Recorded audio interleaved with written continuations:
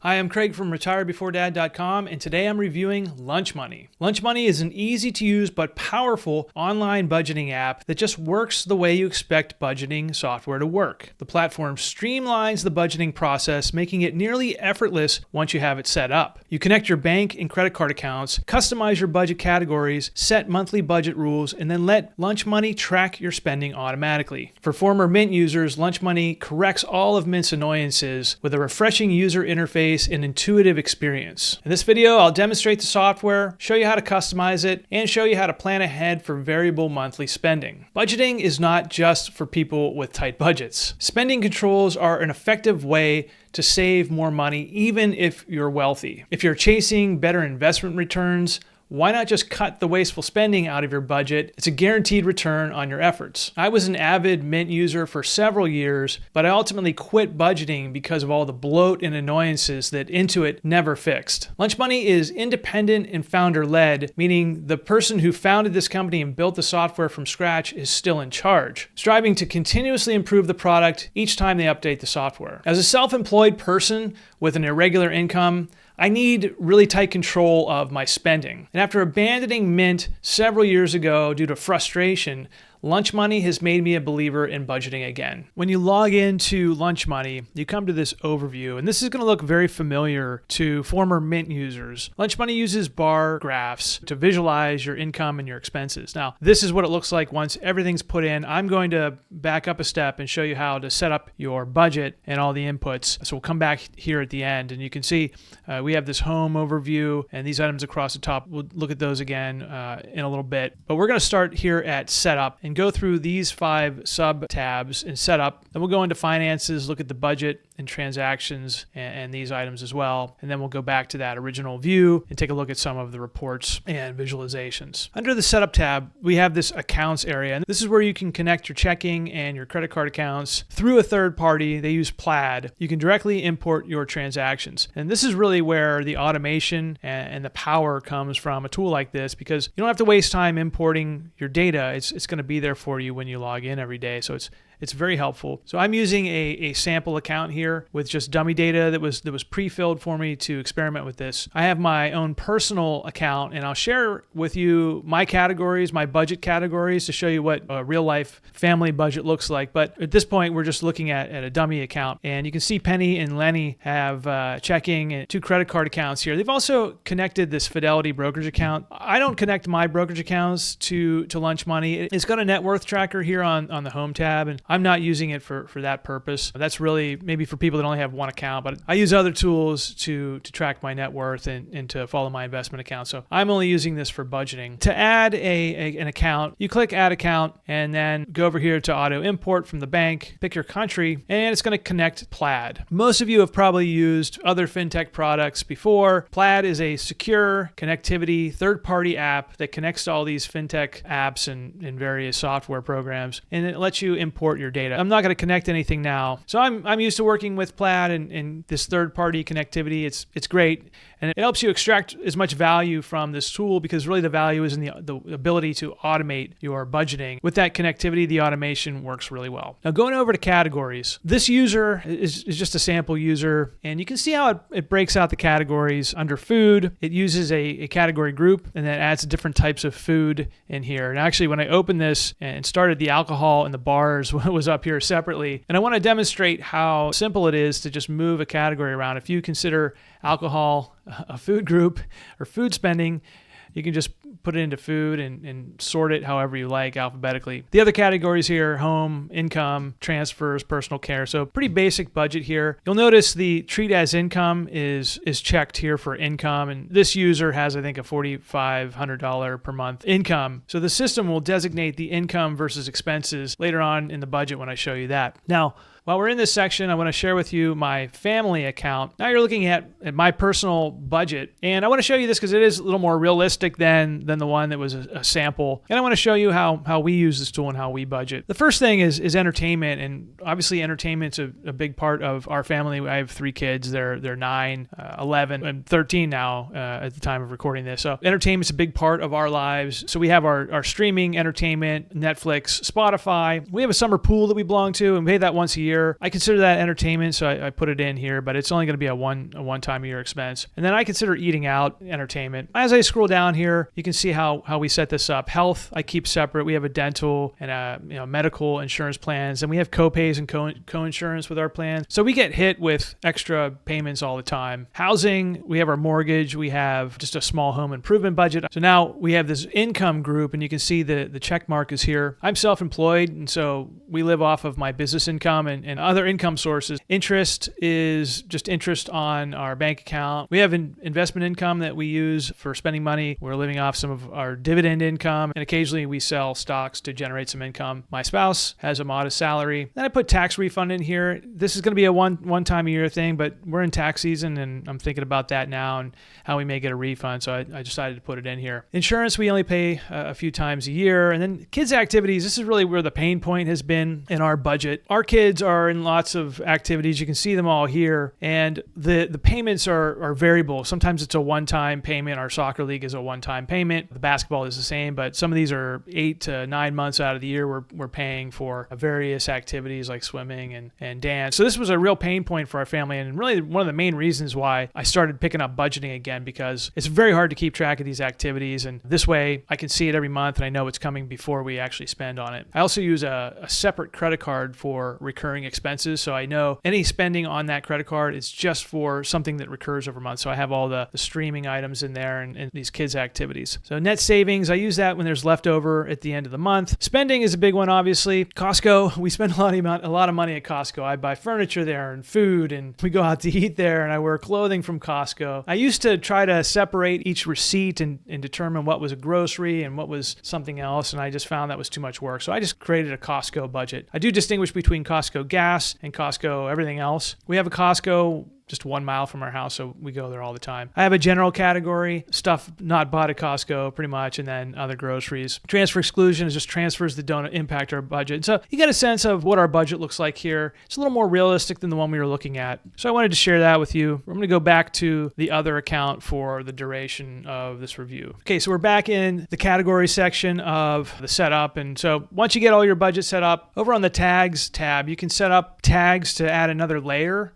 of analysis, and later I'll show you some visualizations and reporting that you can look at with the tags. So Penny is doing date night and road trip 2020. So that's kind of cool that you can just tag things. I haven't really started using this yet, but it's something I may think about. Now this rules section is really powerful. Lunch Money just sets these rules automatically. And so when your transactions come in from your bank, it's going to know how to categorize it without you doing anything. You just have to click a check mark to say, yes, that's accurate. This rules area allows you to also modify any rules. So this is where, for our budget, everything Costco related was going into the spending category, and I wanted to make sure that Costco gas purchase was going into gas. And so I set up a rule, or I modified the rule to say, if it says Costco gas, send it to the gas budget expense line. If it just says Costco, then put it into spending. So if you scroll down here, these were mostly automated when you import your transactions, but sometimes there's a need to modify it.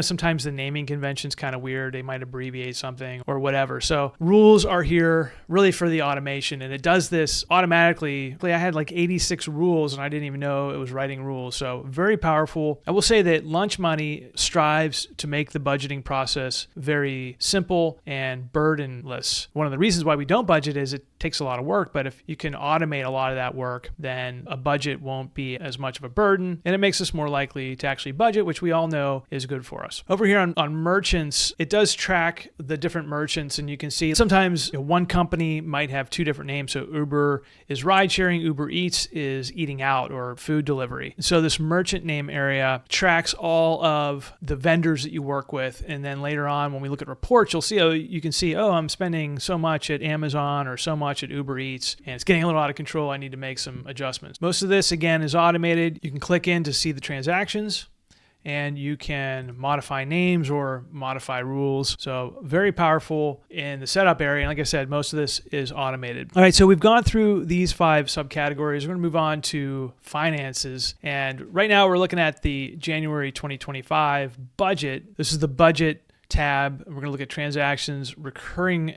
transactions and then some analysis here. I'm recording this in February, so this January budget is complete. And it shows you the budget we had. Alcohol and bars, we had $120 set for that, but we actually only spent $12.93.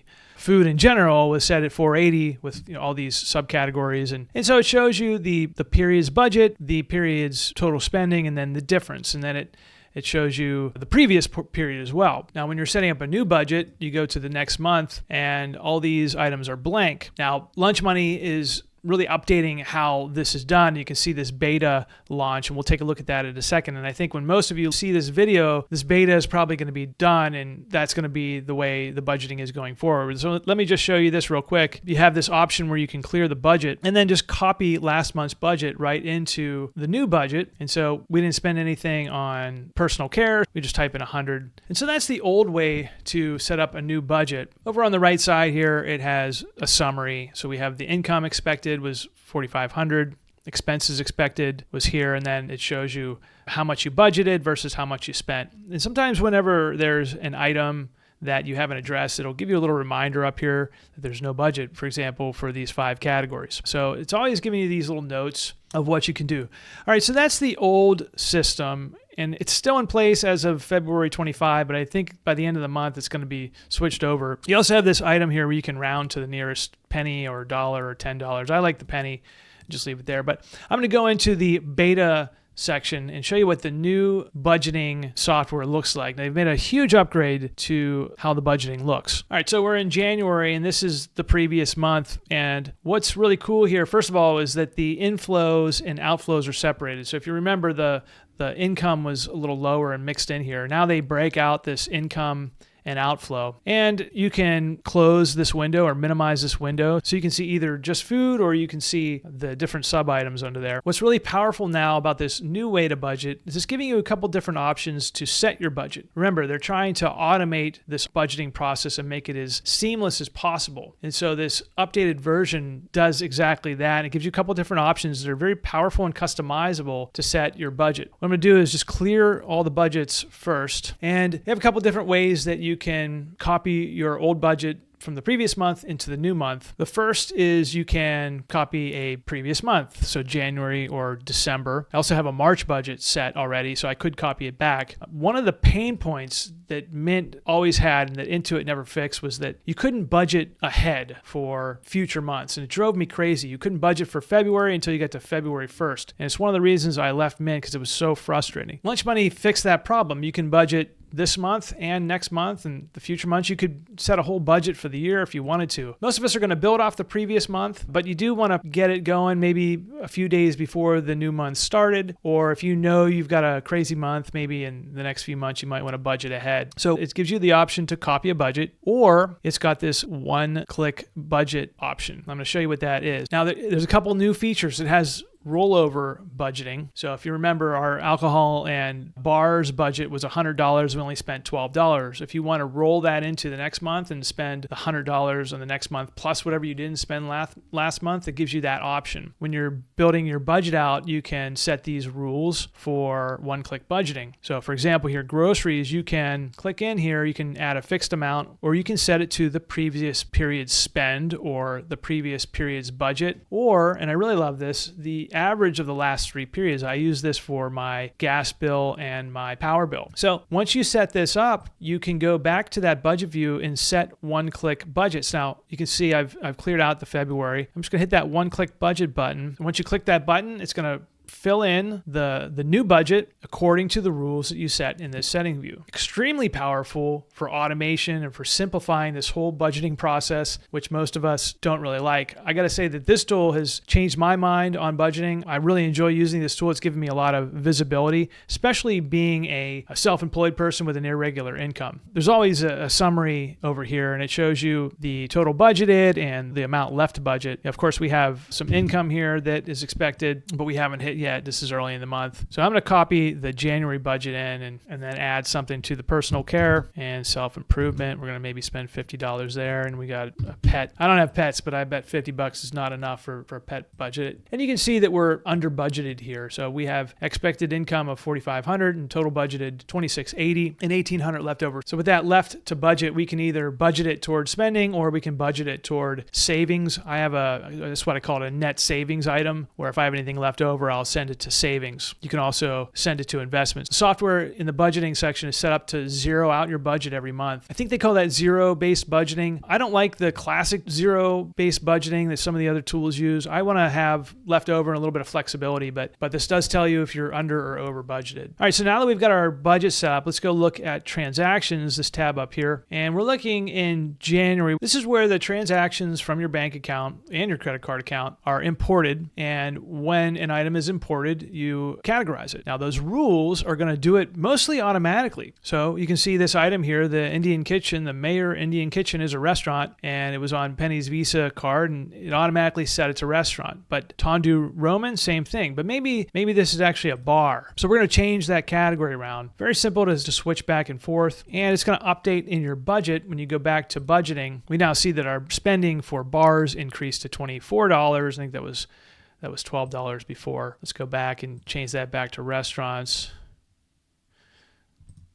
And we go back to alcohol and bars, and it's now at $12.93. So very, very simple to categorize these items. And really, it's automated because it's going to know if you spend it Dag Dover or Delivery Hero. It knows how to categorize that as food. It gets smart with those rules we showed you in the setup. Over here on the right, it says review to transactions. That's where these green circles come into play. Once you review the item, you hit that green box, and you've reviewed it, and it's done. This is very similar to bookkeeping software. If you've ever used bookkeeping software, the system categorizes the expense for you, and then you just verify it. And we're going to verify that one. If you click into this, there's some more detail paid from the credit card. You can put receipts in here if you wanted to. So very cool here. There's also the tags. So this night at Mayor Indian Kitchen was a date night, and so you can tag that there. And you've got your budget summary. January is already done here. So it looks like most of our items were underspent, especially this food area. But shopping, it looks like this person overspent a little bit, but still had a pretty good outcome for the month with a net income. Now, this budget doesn't send that money anywhere, but you can then budget whatever's left over however you like. The next tab is recurring. This is an area to track your recurring expenses. This is going to help you set your budget every month to know what's coming down the line. Sometimes items are monthly. It's going to track them here. I have a few that are quarterly. Estimated tax payments is one. I have car insurance that I only pay in the fall, and so I've set those to recur only in September, October, and November. Now, there's a way to connect these items to your transactions. So when you import your data for the first time, it is going to recognize these recurring transactions. It's going to put them into this table, and then you can see here this little recurring sign here is going to link to the recurring tab. So when you click in here, it says here edit recurring item. That's because it's linked. So if you have an item that you've put into recurring and then it comes up in your transaction, then you can link. It gives you a few other options here as well. Now, this software has done everything I wanted to do. It's very intuitive, and I really enjoy using. The only thing I thought I could do was to set up my recurring items and then use those recurring items as one of these budgeting, one-click budgeting rules. I was expecting to see a set from recurring item here, and it's not here. That kind of surprised me. So the recurring, as I understand it, it's really more of a visualization, so you know what's recurring, and you can link it to this transaction, but you can't quite link it to the budget. I don't know if that's in the pipeline or not, but that's what I was kind of hoping for, because I have a lot of recurring expenses. I also just put them onto one credit card to keep track of them, but with all of our kids' activities and our subscriptions, recurring expenses have become more and more important to keep an eye on, especially with subscriptions to newspapers and streaming and other subscriptions. So it's becoming a really important part of budgeting. This last tab in the finances area is called Analyze. And this is nice because it's a side-by-side view of your previous month's spending. So here we have November 24, December, January. You can compare your spending in each month and your income for that matter. This is just one variation of the visualizations that are available. You can see there's some charting over here. So there's a spending pie chart and a couple different looks here. So you can experiment with that. I like this view because it just shows me side by side the comparison. I've been doing this just for a month or two on my own spending, and I'm really curious to see how this data is going to fill in, because our month-to-month spending has been sort of a black hole. I haven't been under control of it. I was a Mint user for several years and finally just gave up because I was so frustrated with the software and all the ads and everything. All right, so that's it for the Finances tab. Remember, we're starting to set up and moving backwards here. So let's go into the Home tab, and we're back to the Overview. So once you have everything set up, you have this Overview tab, which is like a dashboard. So here you can see your income, your expenses, and it's by month. And then this budget breakdown is that familiar Mint look.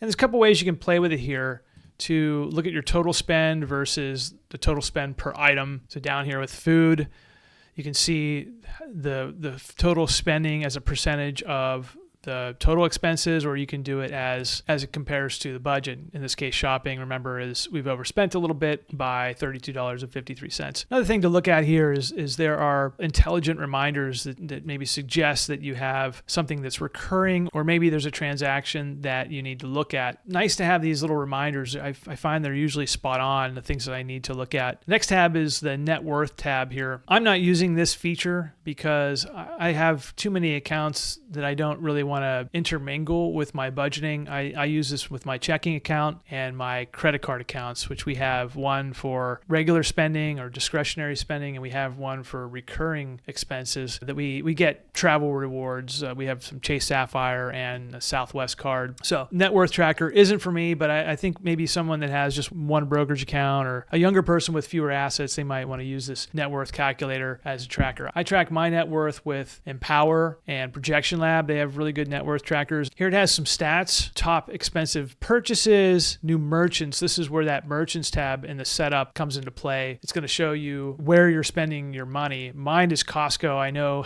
that I spend a lot of money at Costco, and that's always going to be at the top along with my mortgage. You can look at it by total by cost. So there's a couple different ways to tweak this by excluding certain items, top merchants by transactions. So pretty cool stats, especially if you're trying to cut back on spending. You can see where some of the hot spots are and where you can cut back. Trends, this is another area where the visualizations come into play. So I believe this is going to be total income versus total expenses, and then the number of transactions is overlaid there. You can view the expenses or view the income if you click into these. There's a pretty nice gap between the income and the expenses, and that's the savings rate. So in this case, this user saving 71% of their income, which is very, very good. I can assure you though, as a self-employed dad with 3 kids, my savings rate is nowhere near that good. It was at some point, but we're not in that phase of our lives anymore. So this is another very good way to look at your data. We got net incomes and savings rate, highest expenses per month, transactions by merchant. So good visualizations here and a couple different ways to customize it. You can also change the number of months in the year. So I really like this trends area. Last but not least is the calendar. From what I can tell, this is a fairly new feature here. It says here, welcome to the page, submit your general feedback. I got to tell you, this is a great view of spending. This is especially helpful if you're on a regular paycheck, when you know when your paycheck's coming and you don't want to be spending too heavily on credit cards or debit card. But a really good way to see where your spending is in one view, and you kind of notice some hot spots, like maybe you're spending more on the weekends, or it looks like this person is spending a little more at the end of the month, going out to eat and getting groceries at the end of the month. So sort of a heat map of your spending. And I'm really excited about this particular feature for my own budget because I'm curious. There are some customization options here in this display options and a month or 2-week view. I think one area that could maybe make this a little more user-friendly is having a colored background, or having, like a highlight color maybe for some of these items. If you could link a color in your categories and somehow show it up here. They don't have that in the setup section. There's no color coding in the categories. But if you could set a color here, like maybe just a little color box, and then let that roll over into the calendar with a highlight, that might be a nice feature. I suppose I should submit general feedback and offer that suggestion. I don't think it would be too hard to implement. We're back on the budgets page, and they did do this pretty major budget upgrade. Another feature I forgot to mention is they added the feature where you don't have to necessarily budget by month. You could budget from the 15th of January through the 15th of February. So it gives you these custom periods. By default, it's by month, and I think most of us do it that way, but apparently the users have been requesting that. So it does give you a new opportunity to budget the way that you want to budget. I just forgot to mention that when I was on this page. So I just wanted to point that out. And that is a new feature in beta. And by the time you watch this, it's probably going to be in full effect. So we've gone through the main functionality of the tool. I'm going to head into the settings real quick here. There are quite a few settings here that default to what most people would want. A couple of things I want to point out here. First of all, the pricing for this tool is very flexible compared to other fintech tools out there. There is a monthly option, this $10 per month. It's all the features, access to the community channel, everything you need for just $10 a month. And I believe that's on par with some of the other tools out there, like Dave Ramsey's tools and others, better in some cases. But there's also this annual plan, and you can set your own price. And this is great. People with a higher income may feel more compelled to pay more. Some people with a lower income that really need that budgeting help and still want to pay. $50 is really a bargain, but I think the real price here is closer to $100 per year. And I think that's a fair price compared to other powerful online tools out there. Projection Lab and Bolden, which I've reviewed, are both around that price point. So when you sign up for $100 per year, and that's $833 per month, but it's billed annually, they say, hey, thanks for helping to make us sustainable. This team is founded by just one developer who built this thing from scratch, and she is still involved with the day-to-day. I think she has been able to hire some help, but this is really a homegrown, bootstrapped tool, and there's no ads, so it has to be paid for. People were used to the internet being free, and I used to use Mint. It was free, and there was some downsides to that. There were a lot of ads. They were always pushing other things at you. This is just great software for one very affordable price. I am a believer. I'm going to be buying this when my free trial is up because I found that this has just given me a lot more intelligence into my family spending when I need it, even more than I needed it a few years ago when I had a full-time job. I'm self-employed now, and it just gives me a better understanding of what my expenses are. I used to use a spreadsheet. Spreadsheets are just, they're fine. You can customize them, but this is a tool that's been customized. It's been tested by other users, and it does everything the way things should be done. So at a minimum, I think if you're going to use this tool, you should pay $100 for it. If you want to be a rock star, you receive a free gift on your anniversary, or you can even go up to $150 per month, and you'll get something super special on your second anniversary too, maybe some swag. Another extremely powerful feature of this software is the community. Lunch Money has a Discord community, discord.com. If you're not familiar with it, it was popular with gamers at the very beginning, but it's essentially like a Facebook group for people who don't use Facebook and just want to create a custom community for whatever community you're part of. It could be developers or gamers, and Lunch Money is using it as a development tool and a community outreach tool. So on Discord, there are lots of power users. People have been using this tool for a long time and really understand it and are willing to share their wisdom. There are also opportunities to offer feedback, share bugs. If you find a defect or a bug and you want to report it, you can do that through the Discord community. Sometimes it might not be a bug and someone can chime in, a power user might chime in and say, oh, try this instead. Bootstrapped, built from scratch tool like this needs community feedback. The founder, Jen, she's a user, so she understands it, but not everybody has the same budgeting needs. And so that's what this community is for. So I highly recommend you join that if you become a Lunch Money user. Now, when it comes to the developers, so when the founder built this tool from scratch, she didn't have a lot of time to build out a mobile app or other things, but she did build an API. And I'm not a developer, so I don't know how that works, but I do know that developers can get access to the data securely through these development API tools. And one of the users built a mobile app specifically for use with this Lunch Money tool. It turns out, I just got an email the other day, so they hired the guy that built the app, and they essentially absorbed the app. And it reminds me of what happened with TD Ameritrade. Years ago, somebody built a TD Ameritrade app that was better than what TD Ameritrade was offering, and TD Ameritrade just bought the app, and now I think that's been absorbed into Charles Schwab, but there's precedent for that. So I'm just going to show you a little bit around the app now. I've got it set up. Now this again is the dummy account, so it's not perfect, but there is an app for this, and you can see the same data that we saw on the screen, just in mobile form. And I had read that this was a complaint that some people had that there wasn't a mobile app for this, but there it is. It's called Lunch Money Pal. You can download it from the App Store. You have to get a developer's token right here, which you get on this developers tab to connect your account. I also want to show you that just using the web browser app is perfectly suitable. I mean, this is a completely responsive mobile app that works just like the website. I really have no complaints. I've been playing around with the budgeting app on my phone, just using my browser. People like having an iPhone app or an Android app, but anything that I wanted to do with this budget on my phone has been pretty straightforward and works as expected. So mobile use of this thing is great. I don't budget on the go. I tend to do it when I'm sitting at my desktop, and this was built for desktop at the beginning. As the user base has grown and therefore revenue, they're investing money back into the tool. And so this is becoming a full-blown software platform to use it wherever you do your budgeting. The tool is there for you. Just wanted to point out, here's where you get that access token to log into the mobile app. You request your token here, you get this, and you copy and paste it into the mobile app, and you're good to go. I copied this, I emailed it to myself, copied it to my phone, pasted it into the mobile app, and that's how it worked. Let's see, profile, you've got a couple options for two-factor authentication, and then there's a referral program where if you refer a friend, they give you a discount here. So free 1 month for your friend, plus you get a 10% discount. So really nice deal there. Well, that's all for the demonstration portion of this video. If I miss something, or if there's something you want me to focus more specifically on, go ahead and put a comment down in the comment section and let me know. Maybe I can make another video another time on this. But overall, I love this tool. I haven't tried any of the other budgeting tools out there, but I've tried this one and I really like it. And I'm all in on budgeting with Lunch Money after years and years of just neglecting my budget and not having any insight into our spending. Lunch Money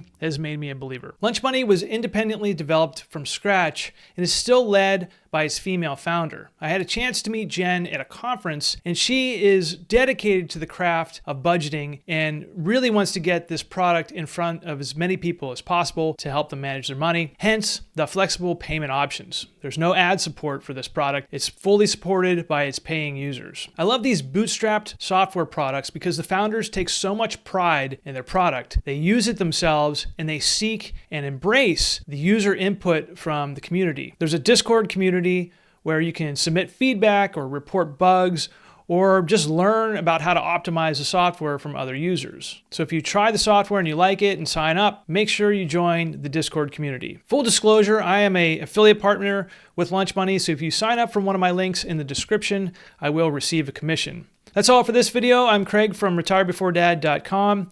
If you like what you saw here, please hit that subscribe button, then head over to my website to sign up for my bi-weekly newsletter where I share tips about DIY investing for financial independence. Thanks for watching.